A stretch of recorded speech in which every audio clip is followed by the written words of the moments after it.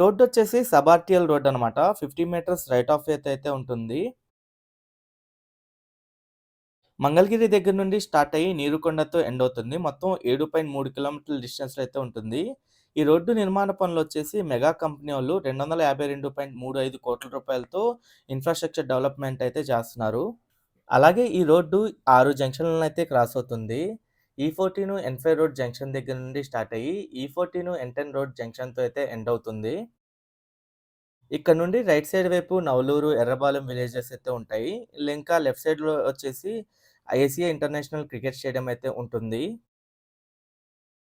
Present road నిర్మాణంలో భాగంగా storm water డ్రైన్‌కి సంబంధించిన డక్టులైతే నిర్మిస్తున్నారు. దాంతో పాటు water supply network, sewage network, power ఇంకా ICT lines, reuse water network అయన్నీ ఏర్పాటు చేసిన తర్వాత ఈ రోడ్లన్నీ కంప్లీట్ చేస్తారనమాట.